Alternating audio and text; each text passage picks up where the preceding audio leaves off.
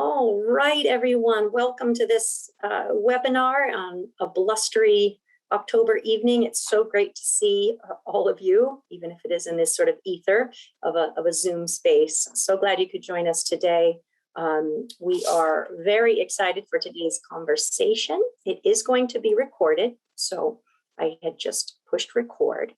Quick announcement and kind of context. This is a webinar presentation, part of the Narragansett Bay SAMP webinar series, brought to you by the University of Rhode Island's Coastal Resources Center, Rhode Island Sea Grant, and the Rhode Island Coastal Resources Management Council.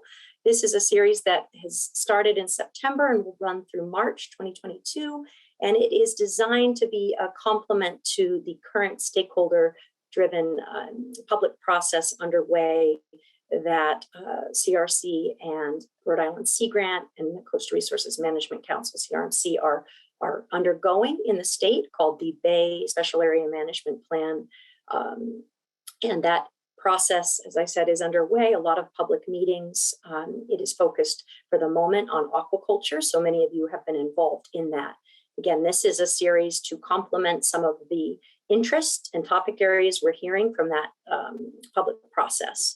And to sort of get updates on the next presentations, you can go to the Bay SAMP website or certainly reach out to us. But today we are so grateful to be joined by Professor Dennis Nixon, Professor Emeritus of Marine Affairs from URI.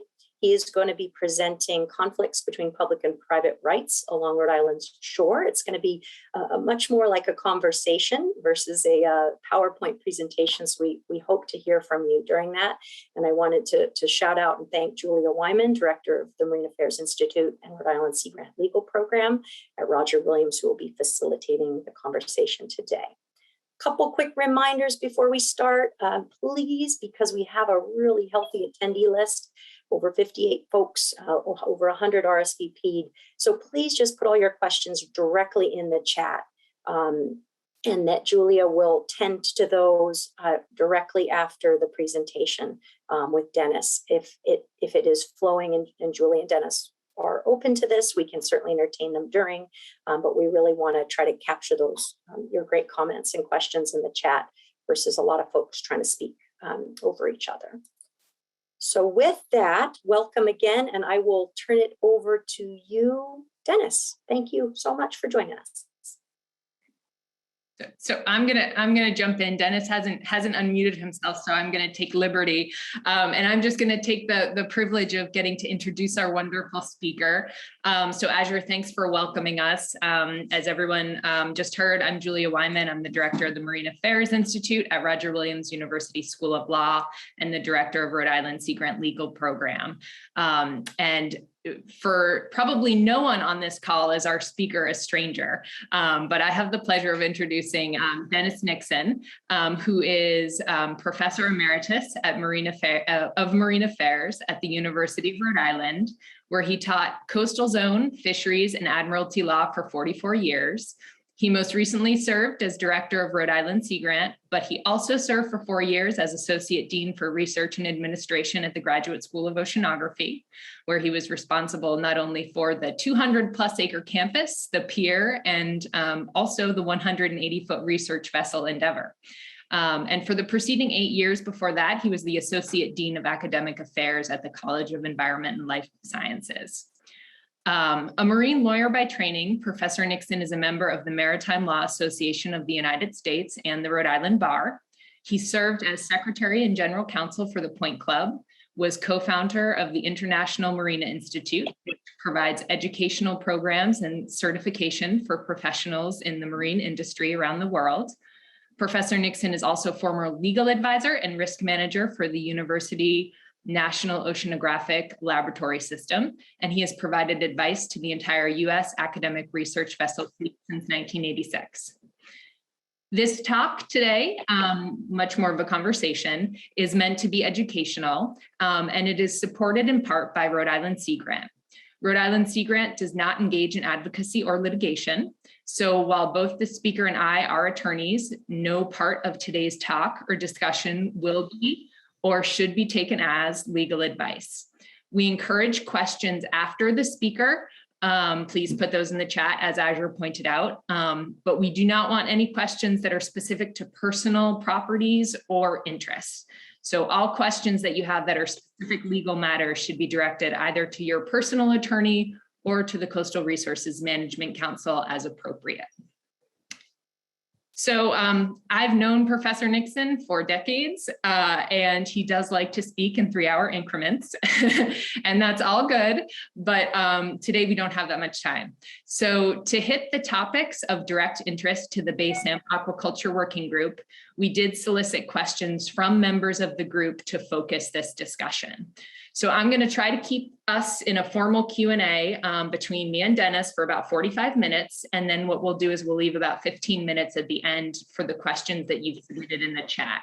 And Azure, maybe while we're talking, you can kind of sift through those and flag them for me. We've come up with 8 questions for Dennis to address with about 5 minutes to answer each of those questions. So Dennis, does that sound about right to you?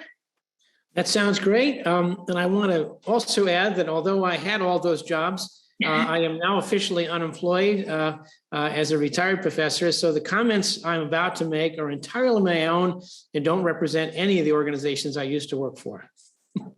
Beautiful. All right, well, let's get started. So the first question that we received, what are the rights of coastal property owners and coastal communities in regards to the siting, permitting, and management of aquaculture operations in Rhode Island waters? Well, in general, the answer to that is less than you might think. You would think that there would be a fairly robust response from local communities, but that's not why the Rhode Island Aquaculture Act was passed in 1980. Those concerns had really not come to the fore. And I'd like to read just the first part of the Rhode Island Aquaculture Law to give you a sense of what the General Assembly was trying to do in 1980, and maybe give you a hint why property owners and local communities weren't on the top of their agenda at that time. So section number 1 of the law, the big whereas section, says whereas in the Rhode Island Constitution, Article 1, Section 17, guarantees to the people the right to enjoy and freely exercise all the rights of fishery, and imposes upon the General Assembly the responsibility to provide for the conservation of water, plant, and animal resources of the state. And whereas it is in the best public interest of the people and the state that the land and waters of the state are utilized properly and effectively to produce plant and animal life. And here, as just an aside, here is the only real level of support we see coming out of the General Assembly. They say, whereas the process of aquaculture is a proper and effective method to cultivate plant and animal life. But then they go on to say, whereas the process of aquaculture should only be conducted within the waters of the state in a manner consistent with the best public interest, with particular consideration given to the effect of aquaculture on other uses of the free and common fishery and navigation, and the compatibility of aquaculture with the environment of the waters of the state. Therefore, it is the policy of this state to preserve the waters of this state as free and common fishery. The health, welfare, environment, and general well-being of the people of the state require the state restrict the uses of its waters and the land thereunder for aquaculture, and in the exercise of the police power, the waters of the state and land thereunder are to be regulated under this chapter. But what does that tell us? It tells us in the 1970s, aquaculture was seeing its resurgence in Rhode Island. In 1911, there was something like 20,000 acres of Narragansett Bay devoted to oyster aquaculture. But by the early 1970s, that had all gone away. Certainly by the hurricane of 38 wiped out most, but in the early 1970s, this state, along with many other East Coast states, was beginning to explore the development of aquaculture, particularly shellfish aquaculture. But at that time, there was a vibrant shellfishing industry. And I found myself in the position of both with Professor Rice writing the articles of incorporation for the Rhode Island Aquaculture Association, and at the same time being the attorney for the Rhode Island Shellfishermen's Association. The shellfishermen were very concerned that some of the early proposals were going into places that they considered prime fishing grounds and that led to something of a running battle for a few years. And it was this bill in the General Assembly that attempted to split the baby down the middle here and make sure that there was room for aquaculture in an appropriate way while still preserving the rights of the existing fishing industry. Local communities weren't given any attention whatsoever because, as the Rhode Island Supreme Court said in the case of Warren versus Thornton, White House in 1999, in purely tidal areas, beginning at the mean high water mark, the CRMC has exclusive jurisdiction. The CRMC was created by the General Assembly in 1971 to be the body in the state that was responsible for managing the public trust doctrine, something I'll talk a bit more about later. So today we do see the council notifying other fishing organizations, other state agencies like DEM, which has a major role to play in these aquaculture applications. And all they do is simply notify a town that there is an aquaculture plan off a town's waters, but no real veto power given to the town. They're simply given a notice this is about to happen, and you can show up at a hearing if you want to. There is no requirement to notify individual property owners who might be adjacent to that. And that comes normally as a pretty big surprise to coastal property owners I've met over the years. I usually tell them that you do realize when you bought property along the shore, it was like buying property alongside Route 1. The state has absolute control over what it does out there on Route 1, and you as the adjacent property owner don't really have anything to say. That's pretty much true when it comes to a permitting for aquaculture in state waters. The riparian rights that so many people like to talk about have really evolved in Rhode Island and most of this country into what I call the riparian privilege. And that is the right to apply for a permit from the CRMC to do something like building out a wharf. It is no longer automatically granted. You have to have pretty severe justification. And usually the wharf you applied for isn't the wharf you're given permission to build. Now, I say this realizing that this is one of the most misunderstood aspects of law in Rhode Island, that when you buy property along the shore, I've been told by property owners that in Jamestown that I own halfway across to Wickford, don't I? And I must have continued jurisdiction. We even had a state representative back in the 1980s who was upset. She had property along the water. She was upset that shell fishermen were digging quahogs in front of her house. And she went out and tried to shoo them away, saying, those are my shellfish, go away, you men. And I'm sure they advised her in very polite terms, using appropriate hand gestures to tell her that actually under the state's constitution, below mean high water, as long as they had the right fishing license, as long as they were keeping only legally sized shellfish, they had every right to be there. She actually introduced a bill, or tried to introduce a bill, until Legislative Council, the General Assembly, stopped her. That would have prevented shell fishing within something like 500 yards of the shore. That obviously failed because for Article 1, Section 17 of the state's constitution, which does nothing more than really incorporate the language that was first enunciated in our colonial charter in 1662, and then repeated verbatim in our state's constitution in 1843. So, long story short, you might think that property owners and coastal towns have a big role to play in aquaculture siting, but in reality, they don't. The statute itself was based upon a long conflict between shell fishermen and those proposing to develop farms.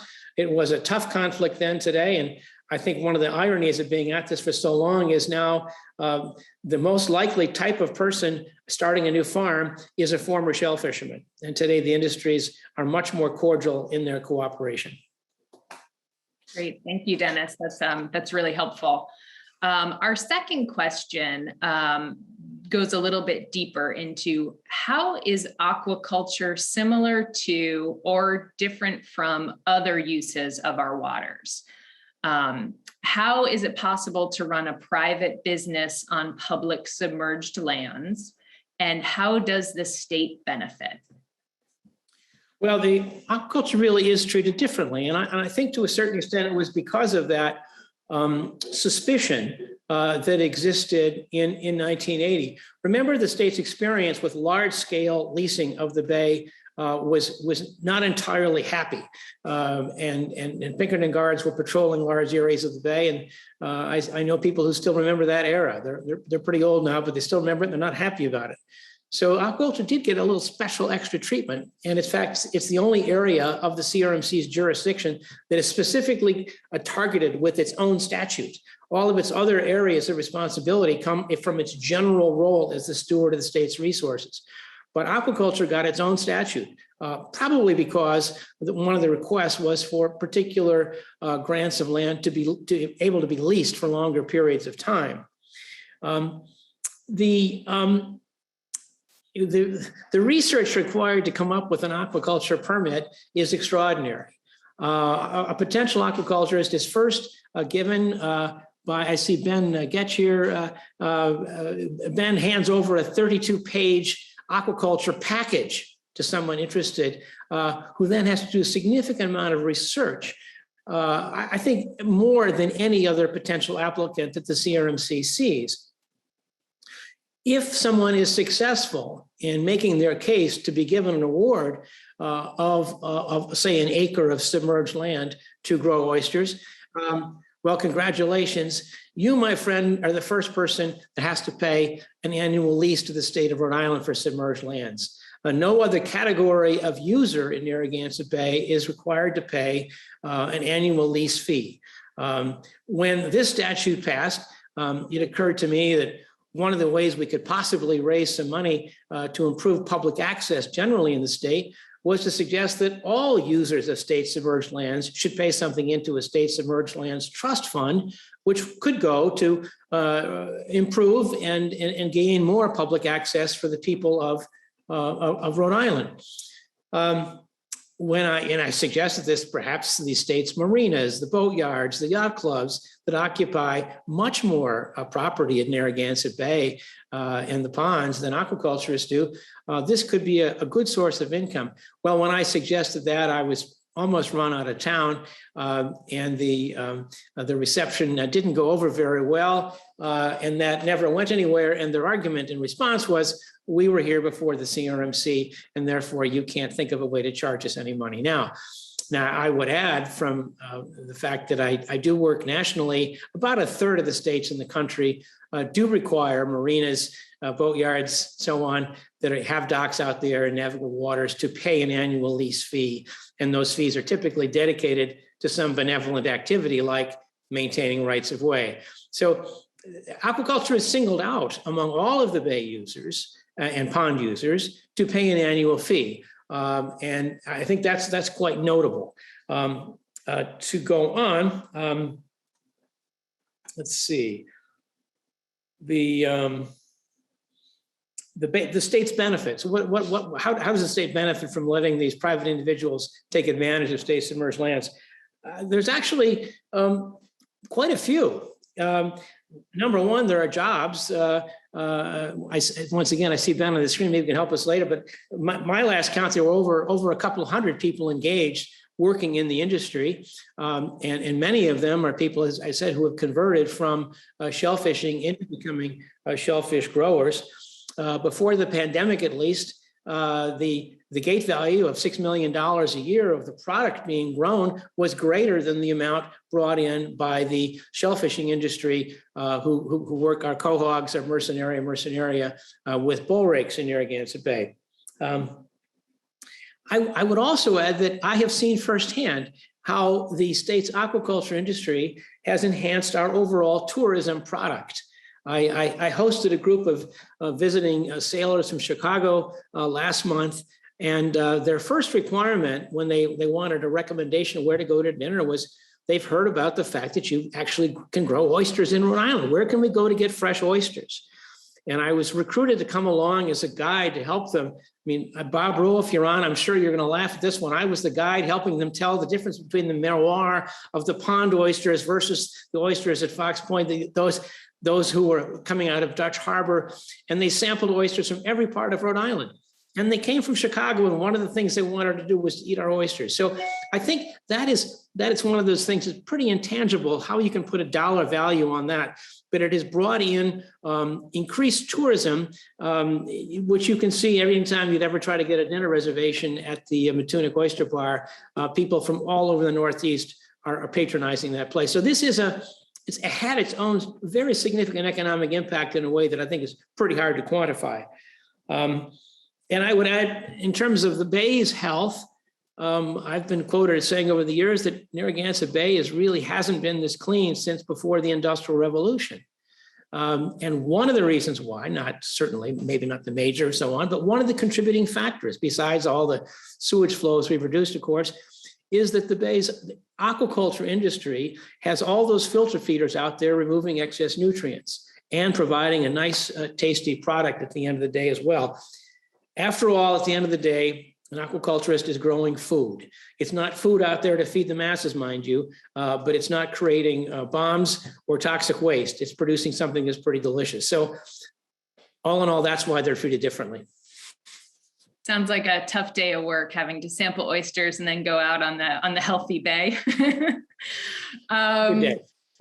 So our next question, you touched on this really quickly earlier. How does aquaculture relate to the public trust doctrine? And doesn't the public trust doctrine prevent the use of public property for private benefit? Well, first off, the public trust doctrine was first roughly discussed by the Roman Emperor Justinian in the 4th century. In which he noted that there's something special about the character of land under flowing waters, that it provided so many benefits that it ought to remain in common use. And you should only be allowed to obstruct a public use of those common lands for a very good particular reason. The United States adopted this public trust doctrine in 1841 in the United States Supreme Court case of Martin v. Waddell, which, as you may recall, is the very first case in the legendary textbook Marine and Coastal Law by Nixon and others, including you, in the 3rd edition coming out soon in 2022.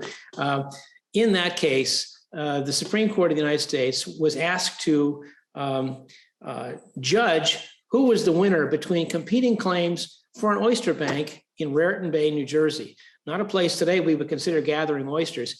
But, it's important to remember that, Rhode Island gave out its first oyster lease in 1798. People have been actively engaged in farming oysters for a really long time. And in 1841, it was a question of first impression. One individual said, I own that oyster bed because I got it from the Duke of York, who was the brother of King Charles. And my title goes back to there, therefore I should still own it. And the other individual said, well, wait a minute, I got mine under the laws of the state of New Jersey.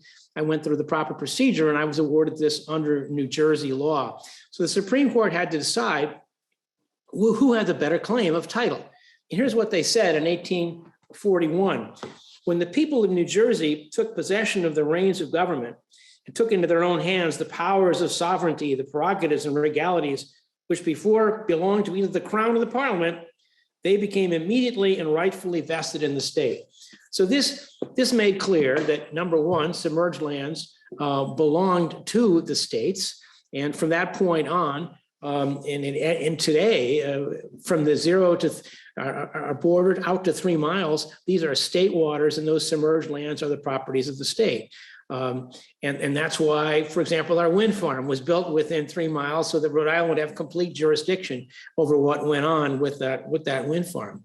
Why Louisiana and Texas, Mississippi are wealthy states because they have tremendous amount of offshore oil and gas within that 0 to 3 mile belt. So public trust basically says this land is special and you can't give away large sections of it. The other leading case, the Illinois Central Railroad, involved giving away all the submerged lake bed in front of the city of Chicago. And the U.S. Supreme Court overturned that, saying you can't just give away big hunks of property. You've got to have more specified tracts, and there's got to be a recognized public purpose. And just providing more jobs isn't enough of a purpose. So what you can say with regards to aquaculture is that there are public benefits. Some of I've described already.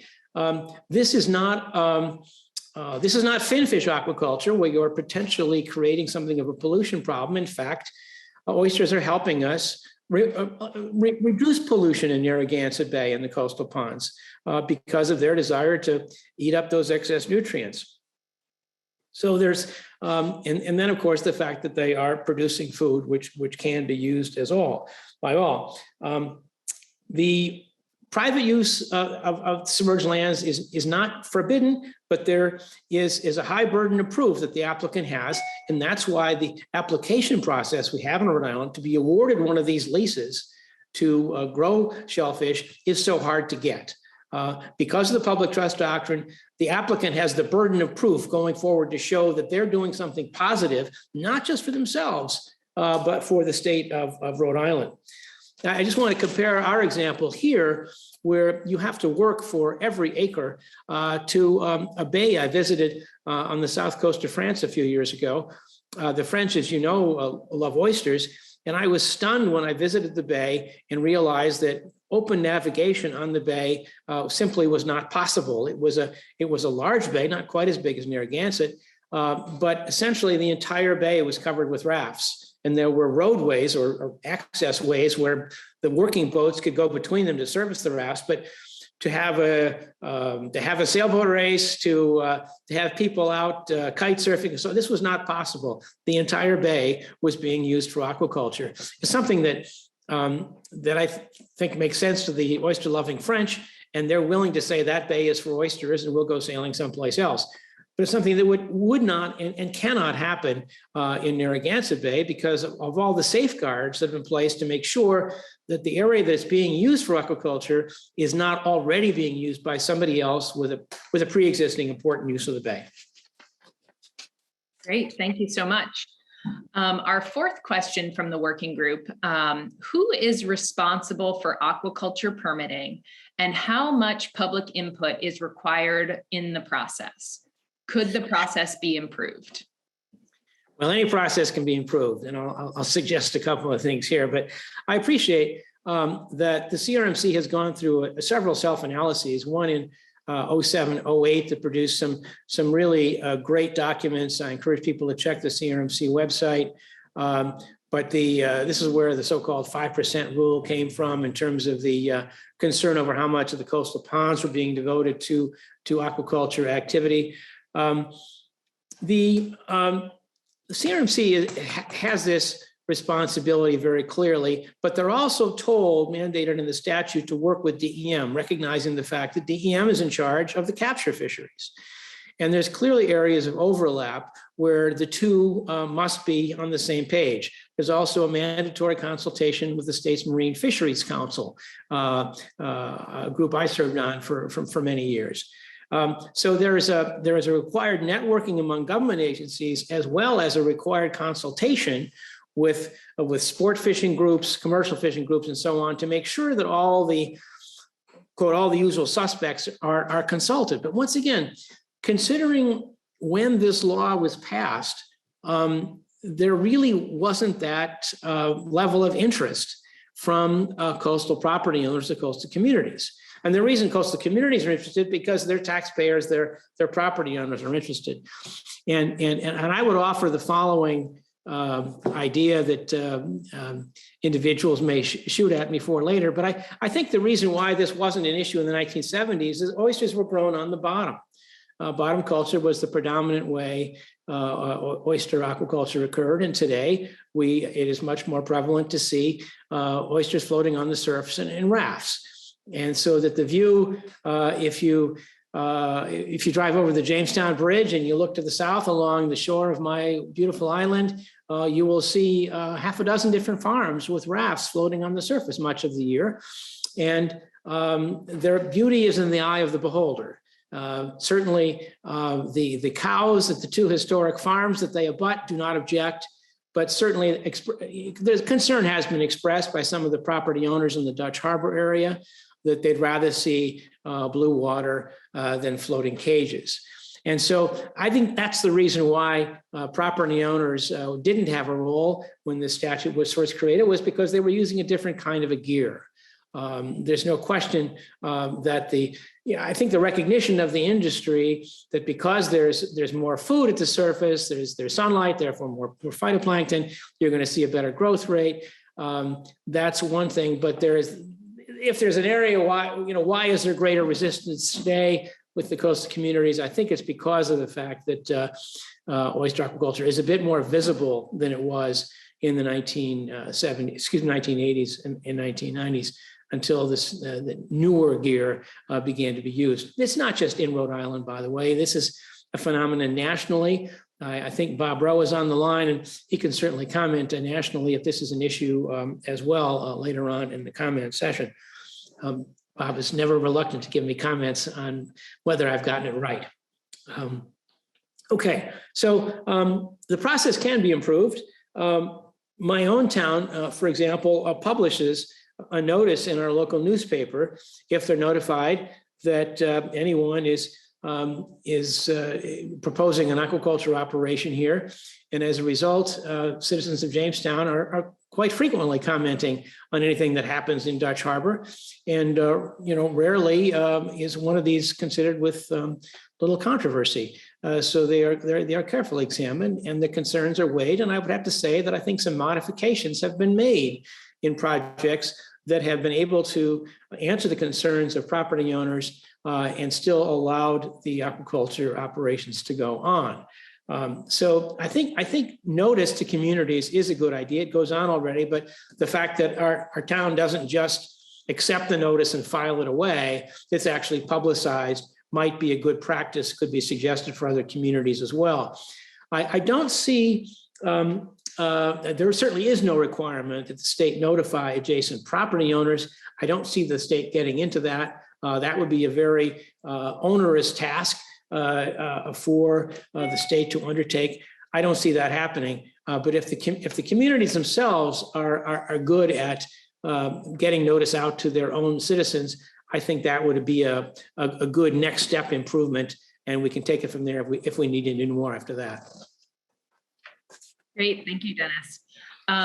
Our next question, does aquaculture restrict the privileges of the shore listed in our state constitution that originated in our original colonial charter?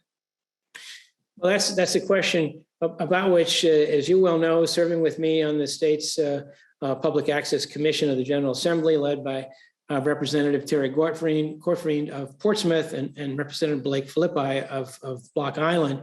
The subject of access along shore has been a very hotly contested one this summer, and we may have a window here this year to help change the public's rights to use a constitutionally given right to have access along the shore. As you noted, that there was something in the colonial charter that was preserved in our state's first constitution that made it into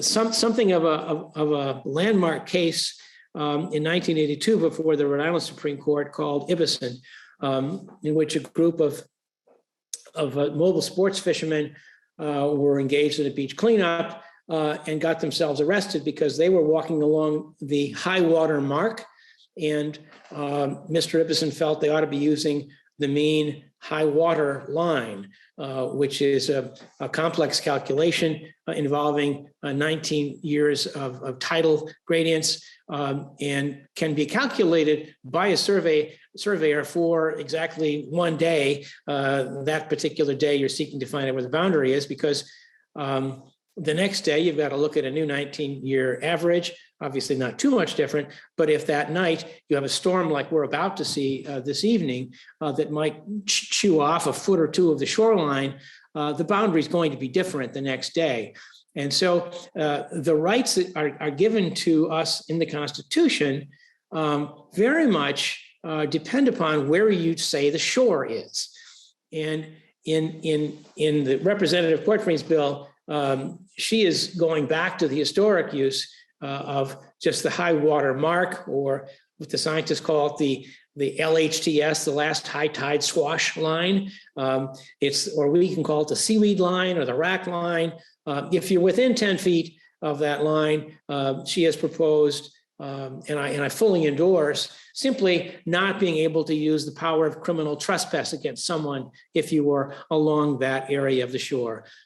No one's been successfully prosecuted since Ibison was in 1982, because as the Supreme Court said in that case, after saying the boundary was indeed mean high water and it was really hard to figure out, they said you shouldn't be able to convict somebody unless the town themselves has done a really detailed analysis of where the boundary is, and you can prove beyond a reasonable doubt that the person arrested for trespass had knowingly violated that and crossed over it even after being warned. So because of that second part of the opinion, no one's ever been successfully prosecuted for criminal trespass along the shore. So that, where the shore is a moving target right now, and so it makes it a little bit hard to answer this question. But the four rights in the Constitution were defined in the 1986 Constitutional Convention. A section I was honored to be asked to draft for the convention, a subcommittee charged with public access.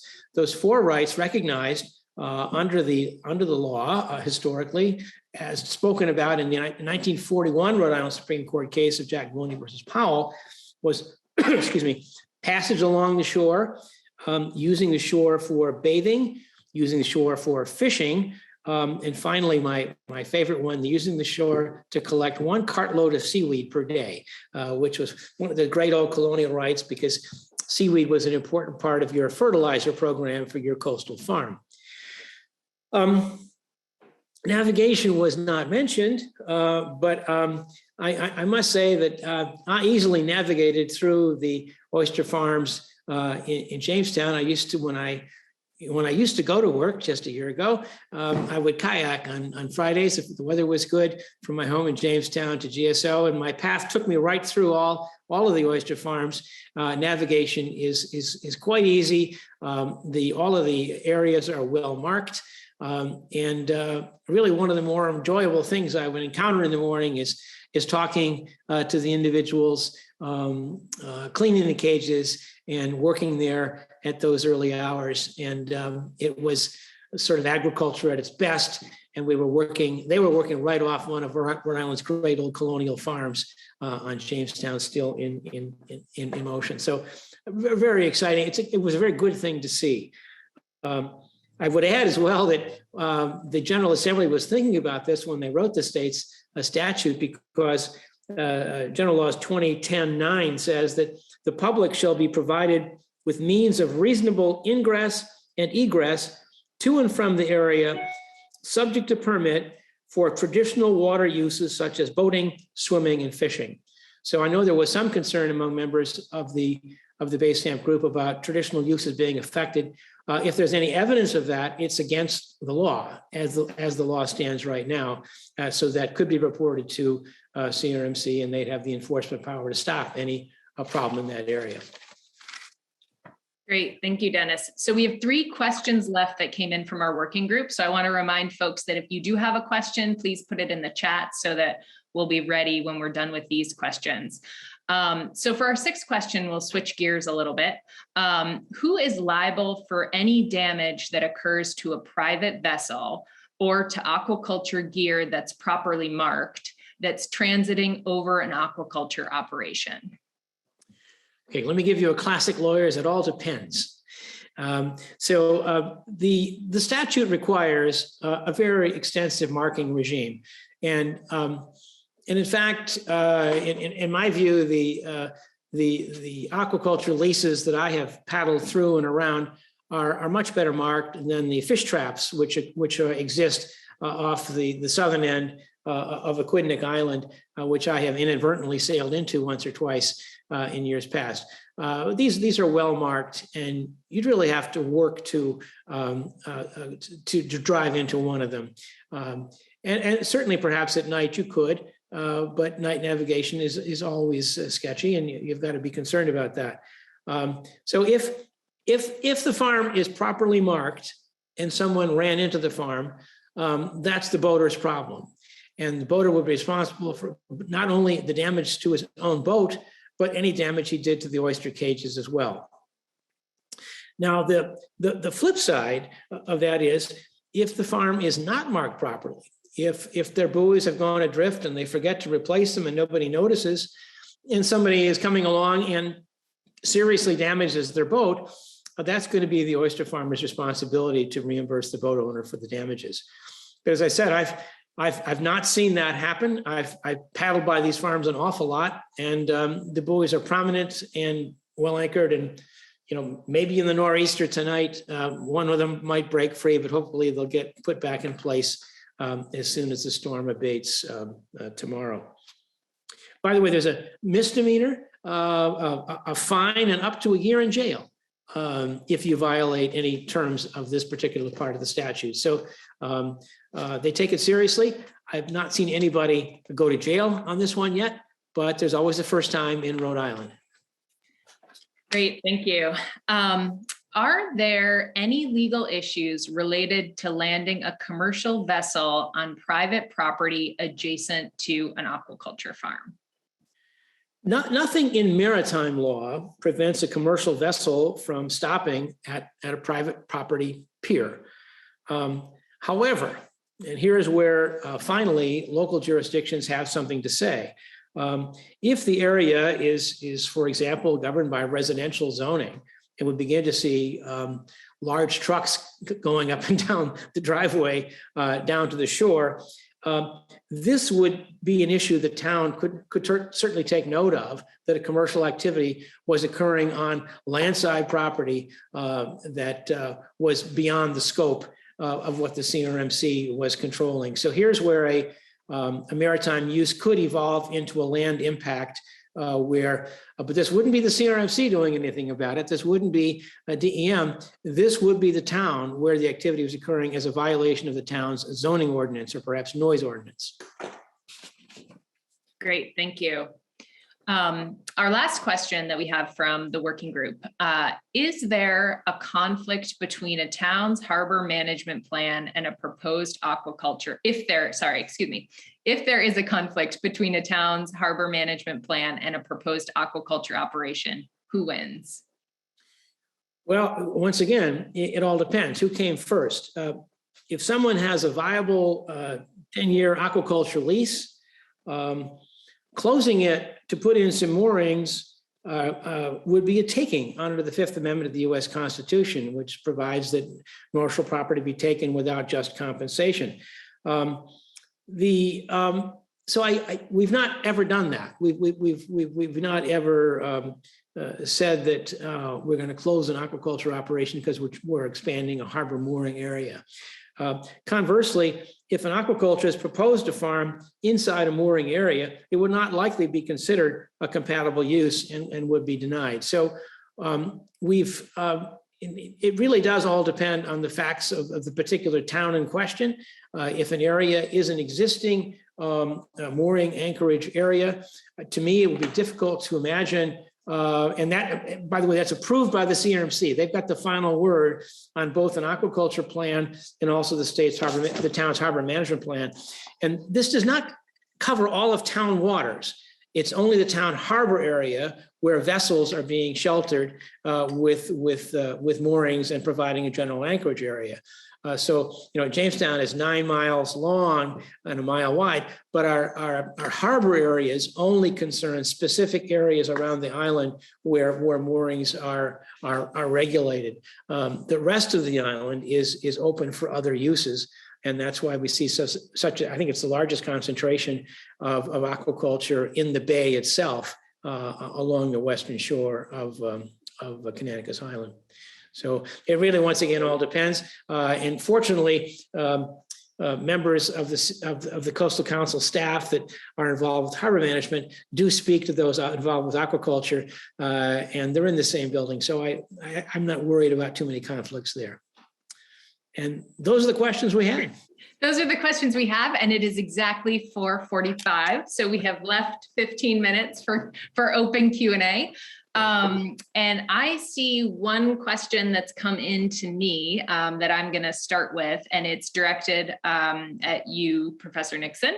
But I'm also going to open it up if there is anybody who is on the Bay SAMP working team.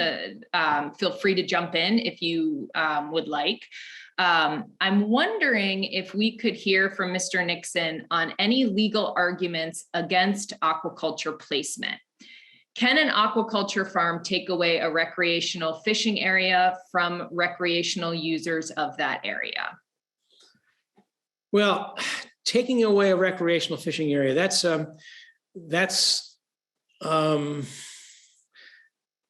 boy, I don't think so.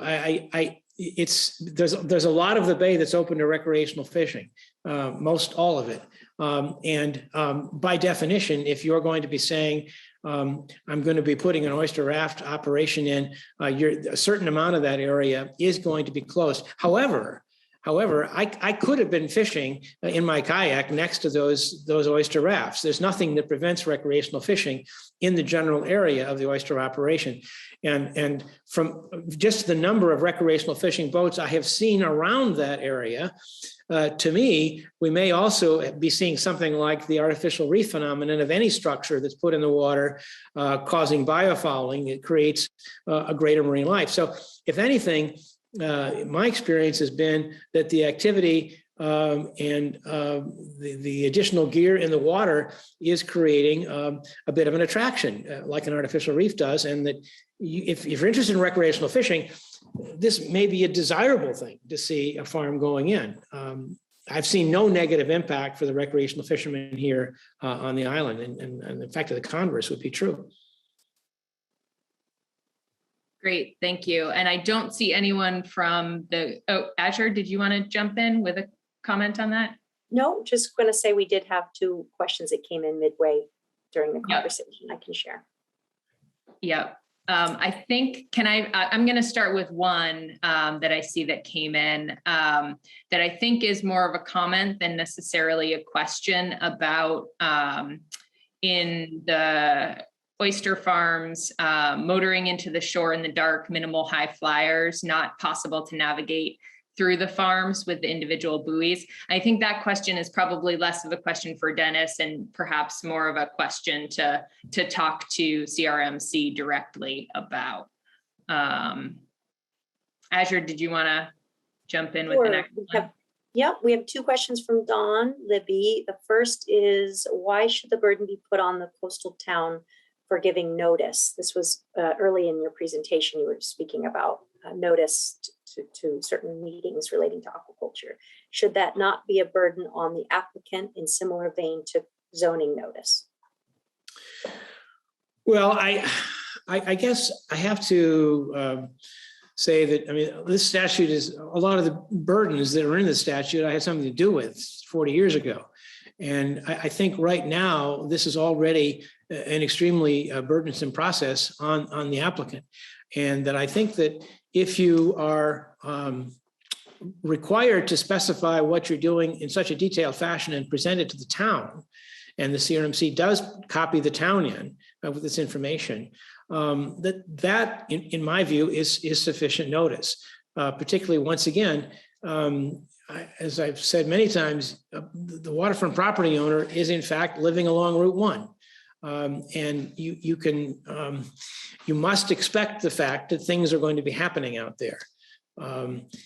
I had a great old retired administrator at URI who called me up one night and said, "You've got to stop that Russian ship out there off of Dutch Harbor." And I said, "But what are you talking about?" And that factory trawler, we used to have a joint venture, and the Russian herring ship was there. And he said, "You must stop it. It's operating all night long. Its lights are on. I can't sleep." And I said, "I'm sorry, but he's not actually violating any conditions of his permit. He's not doing anything that any other vessel doesn't have a right to do. And the fact is, you live on the water. It's a very still night. It's the summer. You have your windows open, and you're going to hear his generator running. You're going to see his lights on. But he has every right to do that. That's part of living on Route 1. Now, he didn't like me. He didn't like me after that at all. But he didn't like me saying that. But in fact, that is the case. When the wind farms here, the wind farm was under construction, and so much construction traffic was going by the west side of the island. There were a lot of people were not happy about the fact that the loud diesel-powered vessels were going by their homes at 5:30 and 6 o'clock in the morning. But then they realized they weren't violating any Coast Guard regulations. They were not putting anybody at hazard, and that's simply a function of like living next to the airport. You're going to hear airplanes. And so that's, I'm sorry, I've got some sympathy to the aquaculturist on this one. Thanks, Dennis. And another question from Don Levy. What recourse does a town coastal harbor commission have when an applicant misrepresents information on its application to the town, either directly or by omission when seeking approval?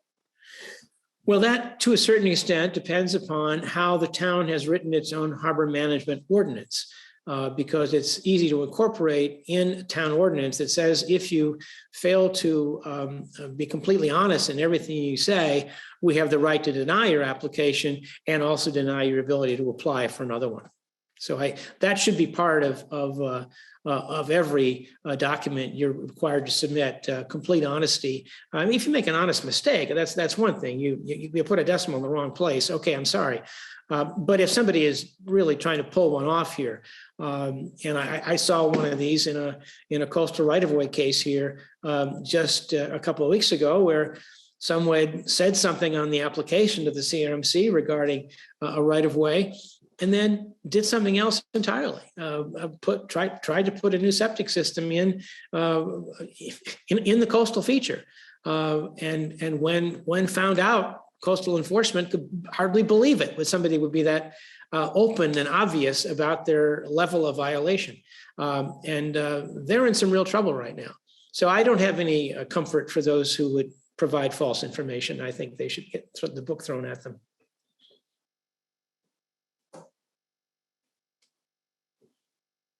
I see another question that's come in. Isn't a lease from the state CRMC term limited and revocable as a matter of law for any legitimate public purpose? If so, how does a takings claim arise? Note federal cases involving oyster leases in Point Reyes. Well, the statute says that the leases are renewable. The law assumes that the applicant, the leaseholder, is complying with all the conditions in terms of the reporting requirements the CRMC has. And if the state just decides as a policy that we don't like oysters anymore, I'm sorry, that's, I think that's a compensable taking. I don't think you can just automatically renege on a policy decision where people have made good faith commitments of large amounts of money to make this kind of a capital investment and in years of their lives in developing a working farm, and then just saying, we've changed our mind, we don't think this is a valid public policy anymore. So I do think it'd be taking, I'd be willing to take that case myself. Great. I see a couple comments and then a question that's actually directed at Ben. So I'm going to open it up and see if Ben can help us here with this. So the first comment is, it goes back to the question a little bit earlier about potentially not proper markings and hard to navigate in the farm. Dennis, there's no requirement for notification of abutters like a zoning board variance request. There are inherent conflicts between the use of the landside property owners with respect to their ability to install marine facilities and the leasing of areas by CRMC.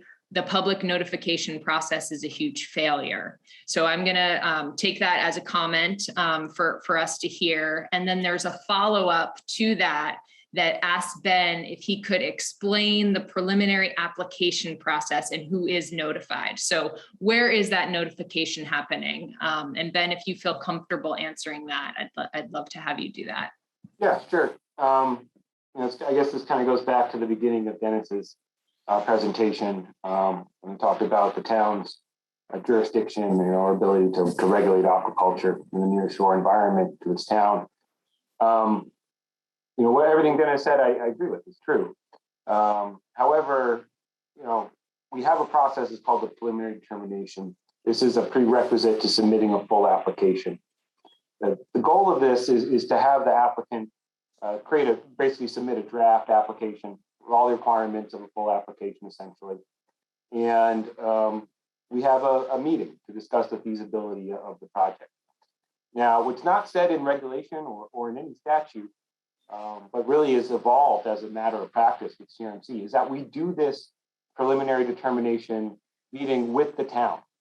And that is to get early feedback from the town on the feasibility or potential conflicts or recommendations the town may have. CRMC recognizes that the towns, to a large degree, are going to be familiar with the uses and nature of their waters. Towns can handle these preliminary determinations in any way they choose. It can be a meeting at the town hall with just a couple officials, or it could be at a regularly scheduled meeting in front of the Harbor Commission or anybody, really. But most towns use their Harbor Commission because that is where the expertise lies with the knowledge of the coastal water. Now, this is the first notification of a potential application that would be sent out. It's not a full application, it's draft. So, and nothing is approved at this level at all. We notify the town historically, and the town may put that on an agenda for the Harbor Commission, and that would be a further notice of that event. And one thing we do now is we put out the notices of the preliminary determinations on our listserv. So we have an aquaculture listserv. I encourage anyone to sign up for that if you have not. Some towns will take that notification we give them and go a step further, as Jamestown does. And they publish a notice in the paper. Some towns may post it on their website. I know the town of Tiverton has done that in the past. Jamestown also will sometimes, make sure to get notice to particular individuals if they feel there is a need to notify them. But the preliminary determination, the result of that is a meeting with recommendations on the application. Sometimes that recommendation may be, this is a bad idea. Maybe you shouldn't do this here for X, Y, and Z reasons. Or it might be, maybe you should move it over, or maybe you should try something different. And sometimes an applicant will have to come back and do it all over again if it is a materially different application in the end. Otherwise, the application can be slightly modified and proceed to a full application. Now, at that time, it would go out to 30-day public notice. And, we also publish that now also on our listserv. So I don't know if I got all the answers there to the question. But. I think so. Thank you. So we have one more clarifying that if we can try to accomplish in a minute. I'm not sure if we can. I'd just like to be clear on Mr. Nixon's response about recreational anglers. If there is a known favorite fishing hole identified by many local users in the community, does a placement of an oyster farm in the fishing hole overrule the rights of those recreational anglers? Not sure, Dennis. Sure. I mean, that provides some important additional information. And this is different than the question I heard the first time, which was recreational fishing. If this is a well-known, heavily utilized area where everybody knows that's their favorite spot, that is important information for the CRMC to know in terms of what kind of a site to approve. And I would urge the documentation as much as possible in terms of the number of people, the species that are caught, perhaps the environmental reasons why that particular hole. That maybe there is that one natural hole in the upper part of the bay I'm aware of, which is a great spot for lobsters to congregate because it's deep enough to be cold enough. If it's that kind of a place with unique characteristics that make it a special spot that distinguishes it from the other thousands of acres of Narragansett Bay, by all means, I think that's highly relevant information that could be introduced and should be taken notice of by the CRMC in deciding where to grant somebody a lease. Because if all the aquaculture needs is clean, protected waters, and they're going to be floating on the surface anyway, and they don't care about the bottom topography, but the recreational fishermen do, then I think that's an argument that definitely merits consideration, and one that was anticipated in this discussion over all those folks that ought to have input on that decision-making process. So my revised answer with that additional information is, by all means, I think that sort of thing ought to be brought to the attention and ought to be actionable. Great, thank you. I think that that's all we have time for. We're a minute past 5. So thank you, Dennis, for this wonderful conversation. I know it's been really informative. And I'll hand it off to Azure in case you have any final points to say for the BaySAMP team. Thank you so much, Dennis and Julia, for facilitating. I think this was really helpful. I just put in the chat prior to some of the questions that came up last, the BaySAMP website. So the recording of this webinar and all of our webinars, as well as all the BaySAMP public meeting notes and information, is all posted there. So I encourage you to check that out and to also sign up for that list that Ben described, the aquaculture listserv, to stay abreast of all aquaculture related activity happening in the state. And just want to thank you all for your time. And again, Dennis, thank you so much. All right. All stay well, and we'll talk to you soon. Thank you.